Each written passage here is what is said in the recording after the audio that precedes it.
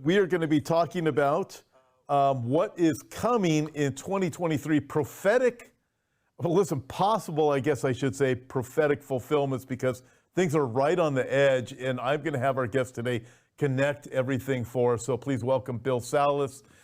Bill, we made it this far. And when I say this far, the last few minutes, but we're here. It's great to see you. And I want to ask you this. Well, first of all, say hi to everybody. Hello, everybody, and I'm glad we made it. We made it through 2022, Tom, and that was no easy undertaking. No, it wasn't. And then we are going into 2023, and we were talking earlier today, and I said, man, the people really need to hear this. And I know this is just one of those, these messages that people are going to want to share with all their friends. And so, Bill, let's start talking about 2023. Just some of the things that you see and where this is going and how close we are to the fulfillment of Bible prophecy, the rapture, the tribulation period. I mean, when I was talking with you earlier today, it was just like, wow, we better be ready. So take it away, Bill.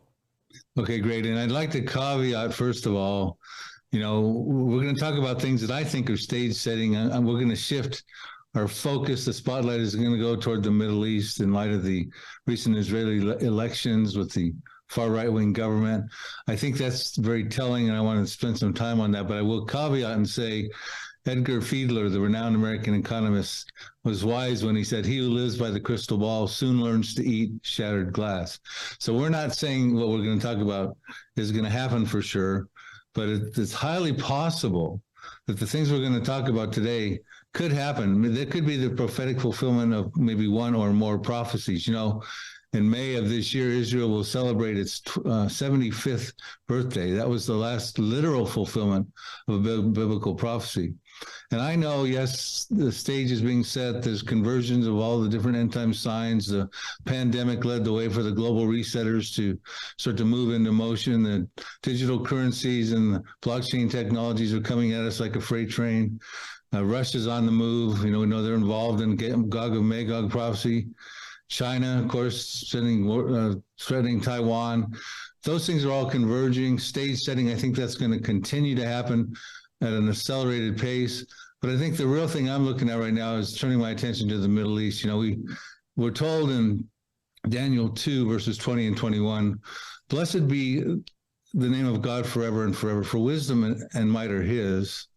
And he changes the times and seasons, and he removes kings and raises up kings, and he gives wisdom to the wise and knowledge to those who have understanding." And Tom, what we've been seeing is the Lord has been changing times and seasons. He has been removing and now raising up kings. And when it comes to that type of a topic, there's no more important kings than the kings of Israel. We look at this new leadership coming into Israel. They've had 5 elections over the last 4 years, and now we've got Benjamin Netanyahu back, and he's putting together a far right-wing cabinet that I think is going to shake things up. I think they're going to, the national security minister is now in place named Itamar Ben-Gvir. He's going to shake up the status quo on the Temple Mount. You watch that's going to happen, I think, in this year, and that's going to freak the Arabs out. And then you're going to see Smotrich, Bezalel Smotrich, the finance minister. He's the de facto prime minister of the West Bank. He's going to start trying to annex more territory in the West Bank, the biblical heartland of Judea and Samaria. And I think all these things here are going to lead toward Jerusalem becoming a cup of trembling and the Arab-Israeli conflicts that are abounding in biblical prophecy. Let's take 2023. We watch what's happening with the government over in Israel.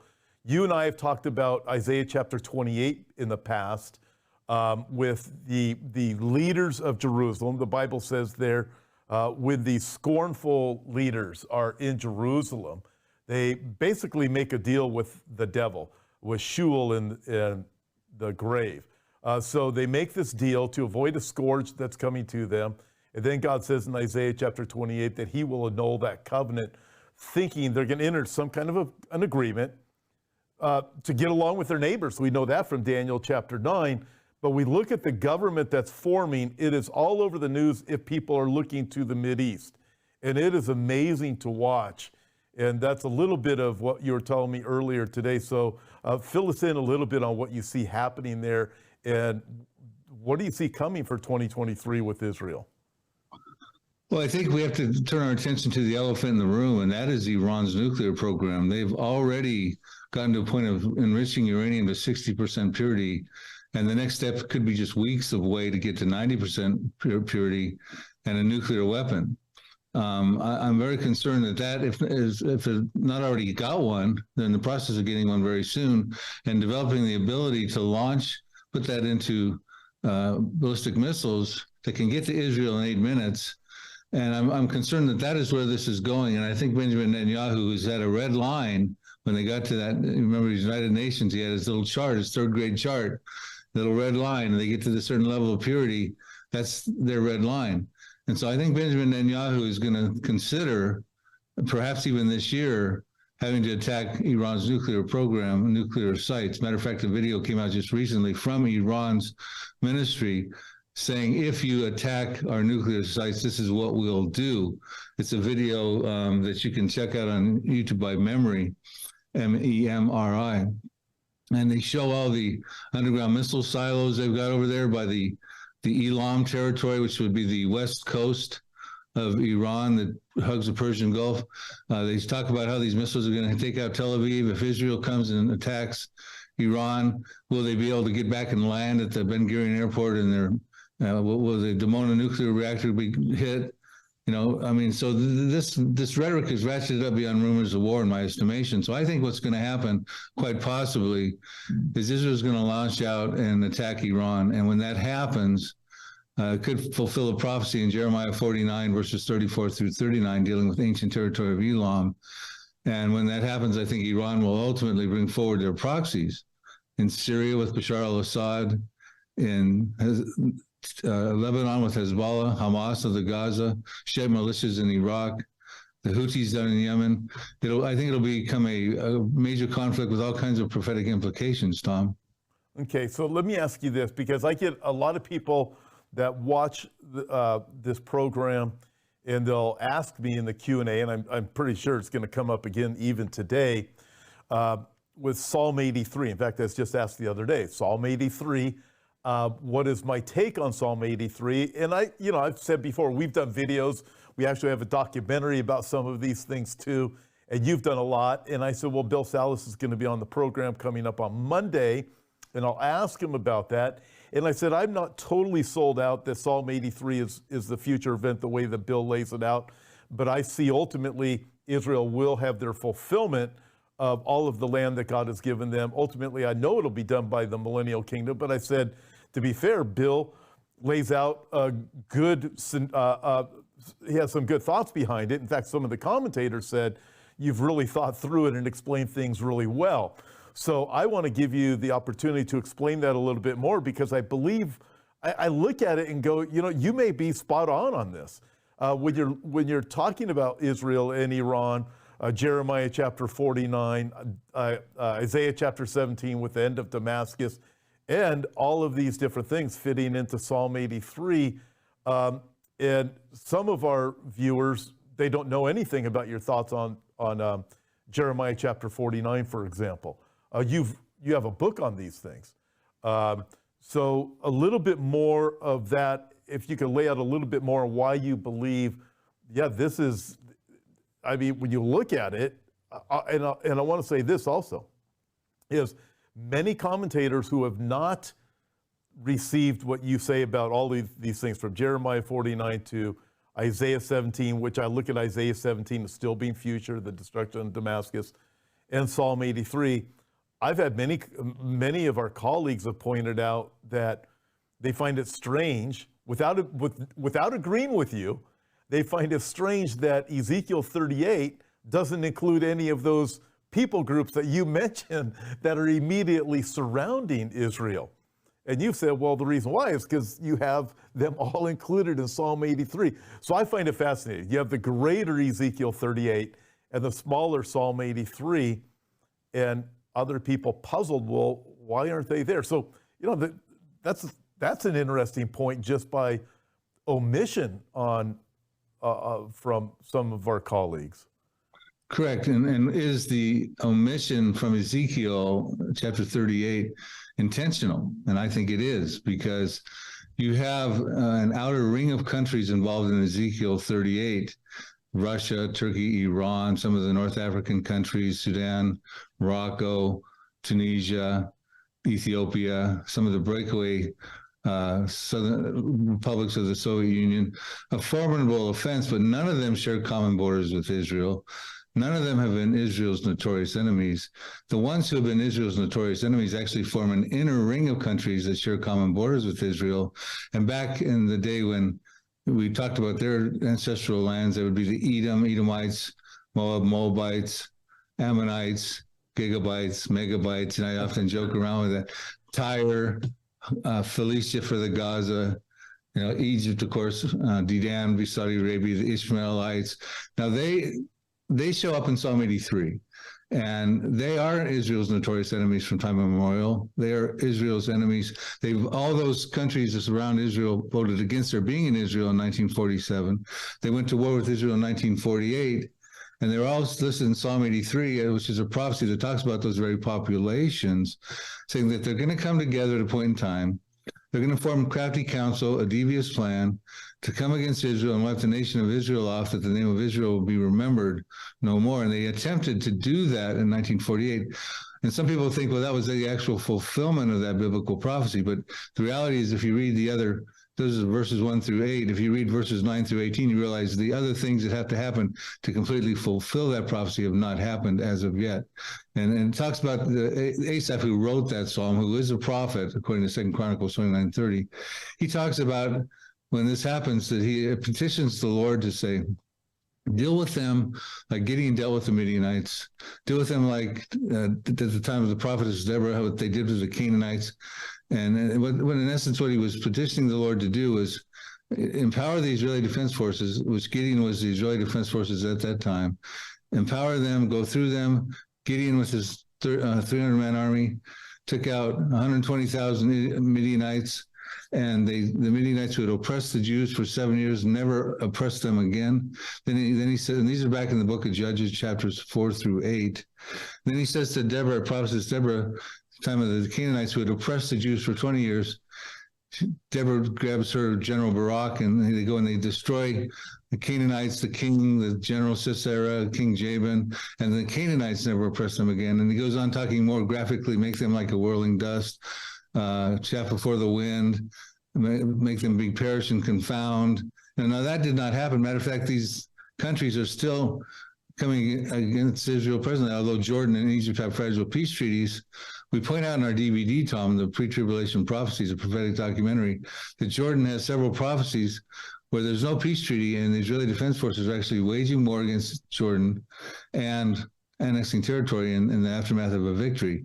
So there's all kinds of prophecies and featuring the Israeli Defense Forces who are not involved in Ezekiel 38. And if we have time, we can go through some of those, because I think those are the ones I'm watching for in 2023.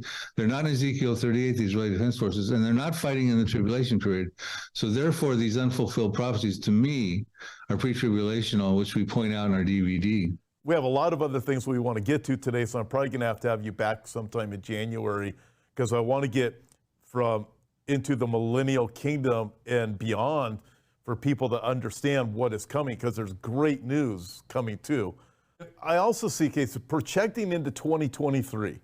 We think, okay, we can look at Russia and Ukraine. We look at China is saber rattling. We look at the situation with Taiwan. We're looking at a continued collapse of America, I believe. What's your take when you look at wars and rumors of wars and things escalating into 2023 in that regard? Right. I think the wars and rumors of wars are going to become a reality. I think there will be. Again, we're living by the crystal ball here. We don't want to be chewing on shattered glass. But the point is, here's the scenario I'm watching. This is the scenario we put forward in our DVD. I think Israel and Iran are going to go head to toe and fight. I think Iran is going to be hit by Israel. Israel really has no choice. I'm not even sure America will support that process very much with the Biden administration. Some people don't think they will. But I think what will happen is that when that happens, Iran will fight back. and they'll fight back ferociously. They're prepared for this. They'll shut down the Strait of Hormuz. That'll block off about a quarter of the world's oil coming through, which will stymie the world economies. Wow. They'll call on Syria, Bashar al-Assad, to come with chemical weapons. They used chemical weapons over 300 times in their revolution, Syrian revolution. They'll call on Hezbollah to launch about 2,000 missiles a day. They've got about 150,000 missiles. Some of them are precision guided, can hit with pinpoint accuracy. They'll call on Hamas to match about 1,000 missiles a day. Some of them are much more intense than the Katyushas of old. They'll call on the Houthis, who also say we have precision guided missiles that can hit Tel Aviv. So Israel is going to find itself in a prison rules war, and they will not be able to stop all those missiles coming in. And I think what they're going to do is lash out and take out a major Arab city, and that would be the destruction of Damascus in fulfillment of Isaiah 17 and Jeremiah chapter 49, verses 23 and 27. Now, we just recently, as we speak, there's news going out that Israel struck the Damascus airport and put it out of business, they say, for probably 24 to 48 hours. In June of 2022, they struck Damascus airport and put it out of commission for like a couple weeks. They struck Aleppo airport in northern Syria not too long ago also. Israel is at war with Syria already. Now, imagine if Syria was striking the Ben Gurion airport. Do you think Israel would stand by idly and do nothing? But for some reason, Syria, who does not have a peace treaty with Israel, has decided not to move forward against Israel. Probably, one, they know they'd get a shellacking, and two, they're waiting for Iran to give them the green light with all their forces to come together. And I think when that happens, this is a scenario I put out. It's scripturally supported. I could be wrong. I could have the sequence of events out of order. But Israel strikes Iran. That fulfills Jeremiah chapter 49, the Elam prophecy. Israel takes out Damascus. That fulfills Isaiah 17. And I think what happens is, it says in Isaiah 17, verses 4 through 6, that during that Isaiah battle, it says, in that day, the glory of Jacob will fade, his flesh will wax lean, he'll be like an olive tree with a few olives up in the uppermost branches, etc. I'm paraphrasing. The point being, I think Israel takes a hit, Tom. I think what happens is Israel finds itself in a war where they have casualties. They can't stop all the missiles coming in.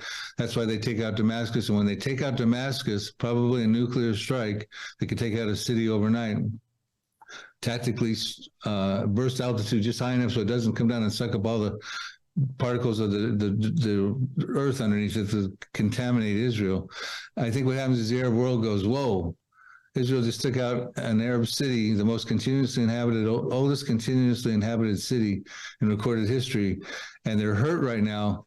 Are they going to come out and take Beirut? Are they going to take out Amman, Jordan? Are they going to take out Mecca? Are they going to take out Cairo? And then they do actually take out Amman, Jordan, and that's in Jeremiah chapter 49. It says in Jeremiah chapter 49, verse 2, there's an alarm of war in Rabbah of the Ammonites. That's Amman, Jordan, the capital. Israel, it'll be a desolate mound. Sounds like Damascus, as Damascus will be a ruinous heap in Isaiah 17:1. It'll cease to be a city. Amman, Jordan will be a desolate mound. It says Israel will take possession of its inheritance. So I think what happens then is Psalm 83 happens. The Arabs go, let's confederate. We couldn't take them out in 1948. We got to take them out now. They're hurt. The Jordan Treaty goes by the wayside, which you might see that go by the wayside even in 2023, by the way, because Ben-Gvir is going to go, he's going to threaten the status quo of the Temple Mount. You watch. As a matter of fact, he wants to meet there tomorrow. Yeah. He's going to go up there supposedly. And you know, Tom, the status quo of the Temple Mount is going to change because the Jews are going to build their temple there. So, the Tribulation Temple. Let me ask you about that, because a lot of people aren't familiar with Ben-Gvir and what's really going on in Israel. And he is right, politically, right? Very conservative. He is pushing toward Israel being able to have a temple. So we're watching some very interesting dynamics take place.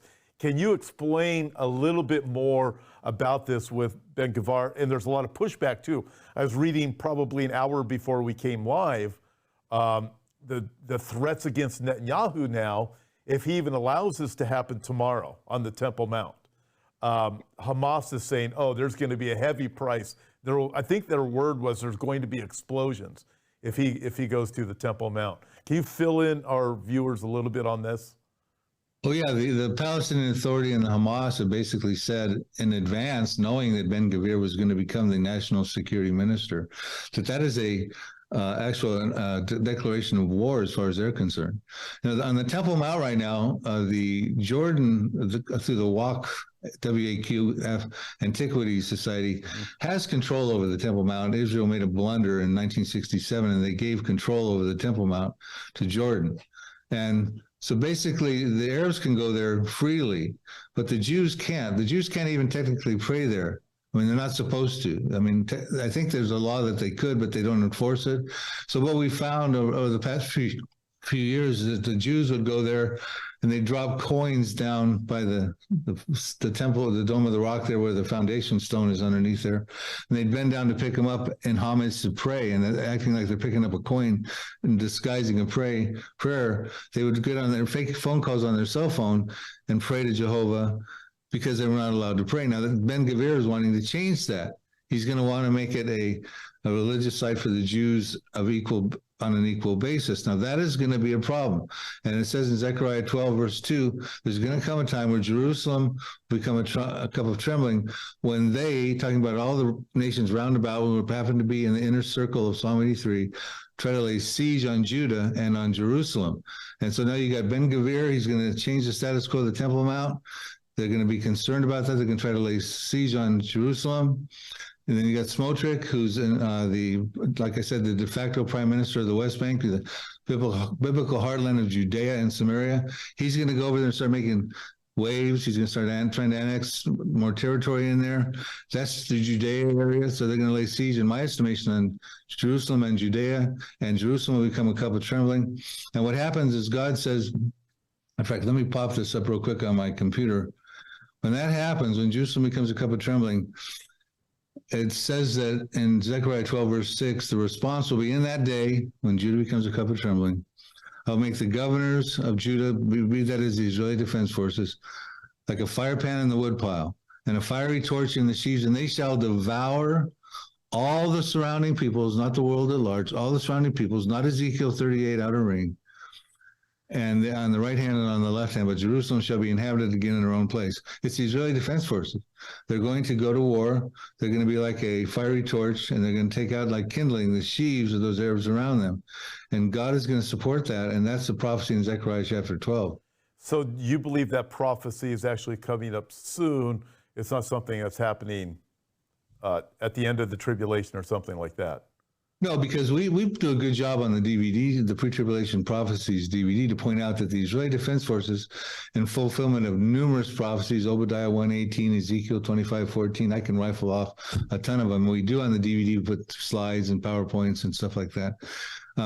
We find out if you understand the tribulation period, and we just talked about they're not involved in Ezekiel 38 because God stops Ezekiel 38 supernaturally, with the great earthquake, fire, hailstone, brimstone, flooding rains, that sort of thing. So it's not involving the Israeli Defense Forces nor the American troops. So what happens is with the tribulation period, in the first half of the tribulation, Israel's living in a at peace. They've had a covenant confirmed by the Antichrist. They're not fighting the Arabs. They're living in peace. It's a pseudo peace because it's going to get broken at the midpoint of the tribulation. It's a false peace.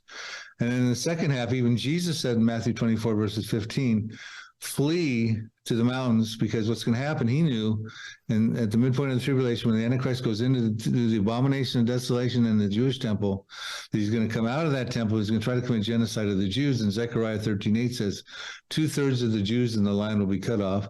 Zechariah 13:9 says, fortunately, but 1/3 will come through the fire. They become the faithful remnant of Israel. So they're not going to be fighting in Ezekiel 38, which I believe is just before the tribulation. That's my personal opinion for various reasons. And they're not going to be fighting in the tribulation, and they're not going to be fighting in the millennial kingdom. So with the Israeli Defense Forces, I've got about 100 and some verses related to Psalm 83 showing the Israeli Defense Forces and related prophecies. They're going to be fighting in the pre-tribulation scenario. And I think that pre-tribulation scenario is going to be provoked perhaps even in 2023. So what you also see, so everybody understands your thoughts, and I'm in agreement with this, the rapture taking place first, Ezekiel 38 coming after that, and I believe there's a gap after the rapture, because before the tribulation begins, and there's so many people that don't understand the tribulation does not begin until the confirmation of the covenant of Daniel chapter 9. So the rapture takes place, and this is what we did the DVD on, is what's going to happen during this time after the rapture and before the tribulation begins. So Ezekiel 38 after that. And so, there's a lot of people out there that think Ezekiel 38 is going to happen tomorrow. Keep reminding people it's not, because Israel's not dwelling in that place of peace and safety right now. They're totally on the edge. They're definitely not, they're on the edge regarding Russia, let alone, there has to be, we're not at that place yet where Israel's guard is down. So what you're planning is a scenario that fits that from Psalm 83, Jeremiah chapter 49, all of this, where Israel will be dwelling in their land of peace and safety after those events take place, correct? I am. I agree with you on the timing. I think Ezekiel 38 is after Psalm 83, but before the tribulation. I think there's a gap after the rapture. I don't know if the rapture is going to happen before, during, or after Psalm 83, or before, during, or after Psalm 83. But I believe all three of those events, the rapture, Psalm 83, and Ezekiel 38, happen before the tribulation period. And after the rapture, because it's not the rapture that starts the tribulation period, it's the confirmation of the false covenant in Daniel 9, verses 27, and Isaiah 28, verses 15 through 18. That's what starts the tribulation time clock ticking. Now, there's a gap, and some people like Gary Stearman, yourself, me, we believe in this gap. Mark Hitchcock and many others believe there's a gap. Some people suspect it could be a short period of time, a few days. I think it could even be maybe a couple of years, as does Gary Stearman and a few other people. The point being, if it's any prolonged period of time at all, Tom, after the supernatural event of the rapture, something's powerful is going to be happening, because at that point, Satan is no longer going to be restrained to unleash supernatural signs and lying wonders with all deception. And so things, in my estimation, God would have given us some information in the Bible for the people who get left behind, who are paying attention, who ultimately get saved, because many people do get saved after the rapture, the fifth seal saints and their brethren and their fellow servants, the tribulation saints, etc. They're going to be wanting to know what's going on, and God will not leave them without information. So I tend to float this idea. It gets me in all kinds of trouble. I thank you for kind of coming on board with it, that the seal judgments, which have traditionally been taught, they all fit in the start of the tribulation. They think that the Antichrist is the white horseman in the first seal, which I believe he is. And they say, well, that's got to be where the tribulation period starts. But it doesn't tell us that's where it starts. There's nothing in there that talks about the confirmation of the false covenant. Matter of fact, the only word that could have been used in the Greek is diatheke for a covenant. It doesn't even show up there. I don't think it starts right there for various reasons we put out on our DVD. And I think you can go through the first, second, third, and fourth, and fifth seal, and they may not even fit in the tribulation. They may fit in that gap. Now, that's an alternative view, and we get in all kinds of trouble when you bring it up. But the fifth seal saints, Tom, this caught your attention. They're asking a poignant question. How long, O Lord, until you avenge our blood on those who perpetrated, their death? Yeah. And then they don't know that they're in the tribulation. I mean, they would not have known. They're dying for their faith. They're living in a time of increased prophetic awareness. The rapture's probably happened. They've seen the Psalm 83, Ezekiel 38, and they don't know that the confirmation of the false covenant's already happened. I have trouble with that. Mm-hmm. Yeah, and I have trouble with it too. The only thing I think I differ with you on is when I look at the rider on the white horse, I personally believe maybe Antichrist, but I believe definitely spirit of Antichrist. I believe it's the white horse is really the beast system. Antichrist may be part of that, but I have a really hard time believing it's Antichrist for a couple of different reasons. One of them is that as soon as the white horse shows up, next thing you know, you got massive war that breaks out, famines breaking out, pestilences everywhere. And ever since you got here, Mr. Antichrist, we've had nothing but hell on earth. So I have a hard time thinking that Antichrist has confirmed the covenant at that point, but I do believe Antichrist could be part of this whole system. I believe it's a representation of the system of the beast. Antichrist is likely a part of it behind the scenes. I think he comes to prominence after the events of the four horsemen. But other than that, I pretty much agree with you on all of these things, and that alone gets both of us in trouble with people. Well, I've heard you teach that, and I'm not saying you're wrong. You could be right, but we both agree that the first seal is not necessarily the confirmation of the false covenant. Yeah, and I think totally, and I look at that, I don't necessarily see why that has to be the confirmation of the covenant. But we did talk about that in the documentary too, I believe. Okay, now we've actually been on for quite a while already, and this has been great. So this person on here, Bill says, Deborah says, has Bill Salus written books? So yes, Deborah, Bill Salus has written many books, and we aren't making this a book sales program, but yeah, Bill, so you have a lot of books that are out. And I would pull up the slide if I can, but we're having a little bit of problems with that right now. I'll just read them off. So you have the Now Prophecies, 2017, the Next Prophecies, 2018, the Last Prophecies, 2019, the Final Prophecies, 2020, the Millennium Prophecies, 2021. I'm guessing you have a 2023 book coming out too, would be my guess. You also have DVDs, but everybody can get these things on Prophecy Depot, correct? Yeah, prophecydepot.com. And yes, Paul, I do have a book coming out. I'm about 2 months away called The Future War Prophecies, dealing with all the unfulfilled wars of the Bible, the ones we're talking about here, the ones that go on in the tribulation period with the Antichrist, the war in heaven with Michael, the judgments with the fifth trumpet, with the locust demons, and the war at the end of the millennium when Satan gets loosed. We cover them all in the coming book. That'll be out in just a couple months. Yep. Prophecydepot.com. Prophecy. Okay, thank you. Because another question came. Can you ask? Can you ask Bill about his website again? So just answer that again. Okay. Still a circle of doom on the website. So I'm not sure what that is about. So I'm looking for questions here. If you have a question, send it in. And please put the question in all caps. Okay, I want to bring up something else because I'm curious about it. It's something you mentioned. You mentioned Israel destroying Amman, Jordan.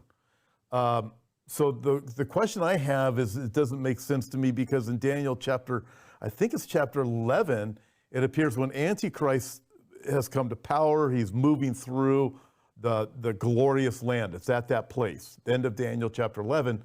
But he doesn't touch Amman, Jordan. What it appears to me in Daniel chapter 11, Jordan is safe from Antichrist, not because they've been destroyed, but because they've resisted, for some reason, they've resisted Antichrist, or he doesn't have power over them. What's your thoughts on that? Well, I think there's two significant prophecies that do talk about Jordan taking a serious hit. One I just read in Jeremiah 49. The other one is in Zephaniah chapter 2, and I'll read it. I've heard the reproach of Moab, central Jordan, and the insults of the people of Ammon, which is northern Jordan. We talked about Amman, Jordan, with which they have reproached my people and made arrogant threats against their borders. It says, the residue of my people shall plunder them. That'd be the Israeli Defense Forces. And the remnant of my people shall possess them. They'll annex territory. I think when I write in my Psalm 83 book, I write this, I'll just do a brief summary of it, but I'll tell you, I've since sort of thought this through, Tom, and I think this is even a better answer for your question. But let's skip this. Okay, I'll just make it real quick. I think what happens is that the Valley of Hamongog becomes central Jordan. I think Israel annexes territory, and it's a perfect place, the valley east of the Dead Sea, to bury a lot of dead Russian corpses and Magog coalition corpses. Edom is a rough area down there. There's a lot of mountain fortress. Amman, Jordan, I think there'll be some Jews who go over there, prominent people, maybe vassals. But I think the real issue is maybe this prophecy of Daniel 11, when he goes in and Edom, Ammon, and Moab escape, maybe that happens in the first part of the tribulation. Israel has annexed territory. They've got a false covenant. They're at peace. The Antichrist is not going to attack them in the first half of the tribulation. He's going to wait till the mid part of the tribulation. That would be why they would perhaps be unscathed when the Antichrist goes on through in the glorious land and goes down into Egypt. I don't know. That's a tough question. It is a tough one, but there are clear prophecies that Jordan gets toppled. There are, and Bill, I have a lot of questions here for you. What happens during, that was going to be way too long. Caterlin says, what happens during the gap? Yeah, it is long. How long was the documentary we did? An hour and a half? Yeah, it was 2 days. So, maybe, I don't think we're going to have enough time for it. Maybe we could do a little bit of that next time I have you on when we talk about the millennium and and the new heaven and the new earth, but there's no way. We can't get through the whole thing. So, Caleb, we will deal with it later, but it's just too long right now. Okay, the battle, this comes from Theodora. The Battle of Armageddon in Revelation sounds a lot like Ezekiel 38, 39 battle. How are they different? Well, Ezekiel 38 is a specific group of countries, predominantly Muslim, that are spearheaded by Russia, including Turkey, Iran. We mentioned some of the countries earlier, that outer ring of countries. Armageddon is involving all the armies of the Antichrist armies of the world that come together in the Valley of Jehoshaphat, and Jesus comes and defeats that. That's the difference. See, because with Ezekiel 38, God uses supernatural cosmic events, like we talked about, a great earthquake, fire, flooding rains, hailstone, brimstone, and he destroys them on the mountains of Israel. But the other one is led by the Antichrist, not Gog. You have to make Gog the Antichrist, which doesn't make sense. He's not coming out of Russia, the Russian leader. And then Jesus comes at the second coming, and he destroys all the armies of Armageddon with the word of his mouth. So that's a couple of differences.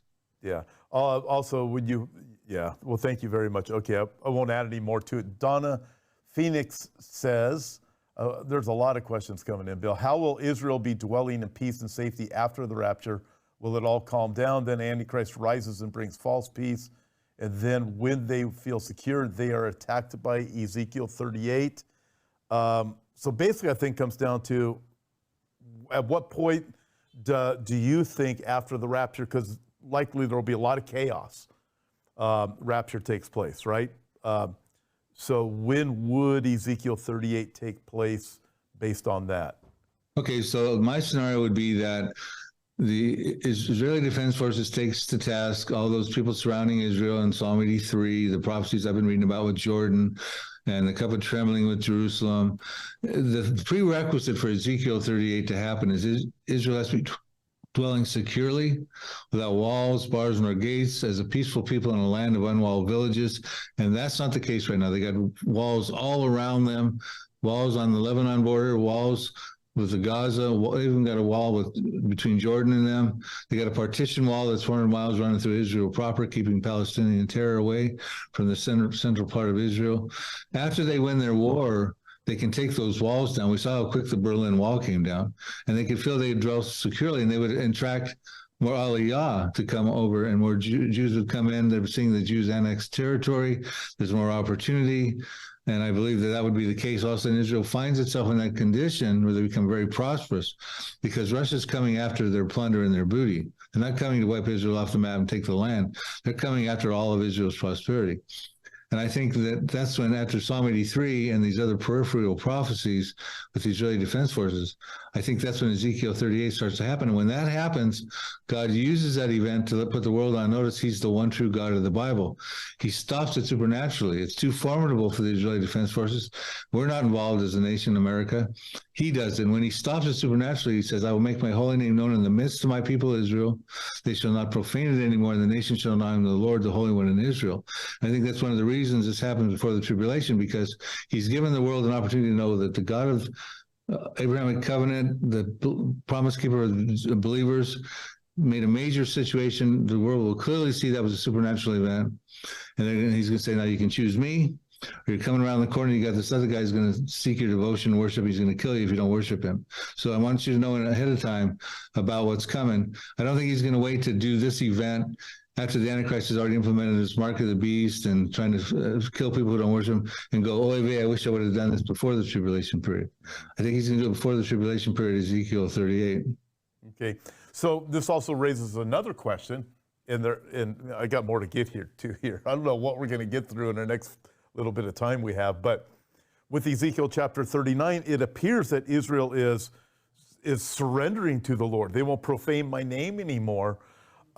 So that's not a final fulfillment then, because there are people that place the battle of Ezekiel 39, the fulfillment of it at Armageddon, because of that reason, when all Israel is saved. And that would be when the Lord returns. But you're saying that's not what Ezekiel 39 is referring to. It's this great awakening that takes place and the world recognizes it's the Lord. Is that correct?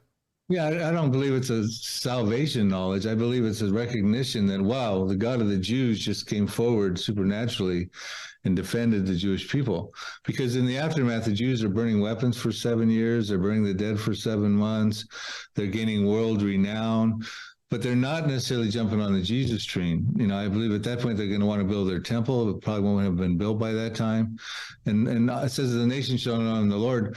The nations don't come to a knowledge of the Lord. I mean, even after Armageddon, you have people with the mark of the beast, the sheep judgment and Gentile judgment, the goat judgment, Gentiles that happens in the 75-day interval period after the tribulation, before the millennium starts, when Jesus comes back and does the judgment of all the unbelievers. So I don't think we're talking about a salvation knowledge. I don't think when Ezekiel 38 happens, the nations and the Jews start jumping on the Jesus train. Right. I think it's just a recognition. Excellent clarification. Thank you for that. Bill, I'm getting, okay, there's a lot of questions coming in. So this is what I'll do. I'd like to have you back in a few weeks. We're not done yet today, so I will have Bill back because I have questions on here about the millennium. That's going to be another subject, the millennium and beyond, that we really need to get to. There's people that they're asking about your books and other information that you have. So real quick, listen, just go to Bill's website. Again, we don't use this platform as a book sales department, but listen, go to his website. Bill has tons of material, prophecydepot.com, correct? Absolutely. And I would say, Tom, that if they want to get what we're talking about here on a book, it's the Now Prophecies or the Psalm 83 prophecy book, or the DVD we have, the Pre-Tribulation Prophecies prophetic documentary. That's got all this stuff on it. Yeah. Thank you. Okay, now, so projecting more into 2023, I mean, we're here, January 2nd. Do you see, well, I mean, all the stuff going on with the cashless society? In fact, I'm going to do a short update on this later this week, but the World Economic Forum has their meeting coming, again, January 16th through January 23. So it's only 2 weeks away, their annual meeting. 2,500 globalists will be there. They have 5 different topics they're dealing with and 5 new systems they want to implement. And one of them is they want a new system to deal with high inflation, low growth, and a bad economy. And then we hear the talk about CBDCs, digital currency, and so forth. So when you look at 2023, and these 5 things that the World Economic Forum wants to do, we look at Bible prophecy. Again, not looking, I love your crystal ball analogy. That is great. What was it again? He who lives by the crystal ball soon starts eating glass. He who lives by the crystal ball soon learns to eat shattered glass. Shattered glass, yeah, that's great. So I'm not asking you, again, we're not doing that. But as we project things forward, you look at this with the World Economic Forum and these 5 things, it's interesting. So with the economy and digital currency, all the things that Elon Musk is doing with Neuralink, wanting to do IDs for everybody, control our travel, vaccination IDs, all these things going on. Where do you see, projecting into 2023, do you see these things coming about? Well, I think you're going to see definitely the digital currency with the CBDs, I think, is going to continue to elevate and escalate quickly. And you might even see the feds in America come out with a CBD, as a digital currency. China is already implementing it, as are a couple other countries. There's going to be, it's sort of a race like to the moon to who's going to come out with a bigger, better Bitcoin, right? On this, so the central banks can control it. I think you're going to see that. And I think that is the technology that's going to lead to the cashless society, the mark of the beast, no one will buy or sell in Revelation 13. Because what happens when the false prophet and the Antichrist come on the scene to put their program together at the midpoint of the tribulation, they're not going to reinvent the wheel. They're going to take all that stuff from other different countries and put it into their coffer, put their mark on it, 666, whatever their identification is going to be on in the beginning. And they're going to basically just hit the button and it's going to flip on over to them. And they'll control everybody's consumer habits. I think it's going to be more than just buying and selling, though. I think it's going to be tracking and all kinds of different things that could happen. Might even be things that if people take the mark of the beast upon the right hand of their forehead, something happens that makes them unredeemable. Well, what is that? Is that a genetic modification of some sort? Because at that point, they can't be saved. They experience the wrath of God, we're told. So I think it's much more than just digital currencies, but I think we're going to see more countries coming out with digital currencies in 2023. I just find it all exceptionally fascinating, just as we watch everything developing. The Bible tells us that God tells us the end from the beginning. So, Bill, real quick, final thoughts. We've been on almost an hour. By the way, John Haller's on with me tomorrow.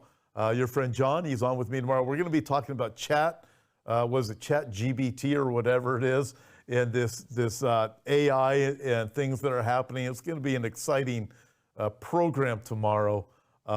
But that's tomorrow, 2 o'clock live. But Bill, closing thoughts. And if you're available in a couple of weeks, I'd love to have you back. A lot of people are wanting you back. There's so many questions on here for you. Final thoughts for everybody. I shared this with you, Tom, before we went on live stream. I've written about all these things where Israel's going to war with these Arab countries. And we know in Genesis 12, chapter 12, verse 3, that God's foreign policy to the Gentile nations is he will bless those who bless Abraham and his descendants, the Jews, but he'll curse those who curse them. And I was praying for a long time, Lord, when are you going to curse those who are cursing the Jews, all those, namely those Arab countries that are in all these prophecies that I've been writing about and reading about and teaching about? And I prayed fervently for several years, and I got this still small voice came to me several years back, and what it was it says, Bill, what part of a long-suffering God that I am don't you understand? And the point is, God is long-suffering. His mercies abound. They're endless. But the time is going to come, and that time may be right at our heels right now. And that's why we're seeing the shift in the new kings of Israel at this point, the right-wing conservatives.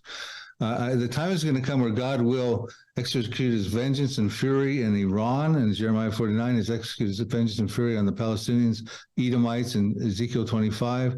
There's these wars are talking about God getting fiercely angry, executing fury and vengeance. And I understand why he's long-suffering. We see supernatural evangelism going on in Iran. People are coming to the Lord, fastest growing evangelical population in the world, dreams, visions, miracles, healings. We see that's going on, but I think, Tom, the time might be coming in this year where God's fury and vengeance is going to get unleashed through the Israeli Defense Forces and maybe even lead to Ezekiel 38. I don't know if that'll be this year, but I think that will be following on the heels quickly after the Psalm 83 and the other wars. Yeah. I had Alex Newman on as a guest a few weeks back. In fact, it's the video that YouTube censored me because of. But one of the things he pointed out, he said he's talking with one of his friends. Alex is a journalist, and he said his friend pointed out he believes the 2023 will be the year of the crises of polydoom. And he said he believes there's going to be multiple crises that are going to happen. They're going to be world-shaking events, and not just, not small things, but world-shaking events in 2023. And I asked him, how certain are you of that? He goes, I really believe it's going to happen. I said, 2023 is shaping up. He's not coming from a perspective like me where I'm semi-nuts half the time. And, Alex is brilliant. And to have him say what he said, I was like, wow, very sobering. What you said, also the great reminder that the Lord is long-suffering. His desire is that none should perish. And indeed, we remember, Bill, when we see these things begin to take place, we look up because our redemption draws near. It is the hope in Jesus. Jesus told us these things would take place, folks. He told us these things, what to watch for, so we'd be ready. And we'd also want to share the gospel. Peter reminded us when we think about these things, what manner of conduct ought we to be in holy conduct and godliness. So these things should all inspire us, hastening the coming of the Lord, being excited about his return, but sharing the gospel, because what's coming is very sad and troubling, destructive, and we certainly don't want eternal damnation coming upon anybody, but God even more so desires that none should perish. Bill, thank you very much. So we'll send a note to you here in just a minute as soon as we're wrapped up, and about when you can come back in January. Perfect. Thanks, all right. Tom. Thank you, everybody, for joining us. God bless. See you tomorrow, 2 o'clock Pacific Standard Time. with John Haller. It will be exciting as we look at technology and what is coming right now. Actually, what's already here. See you tomorrow.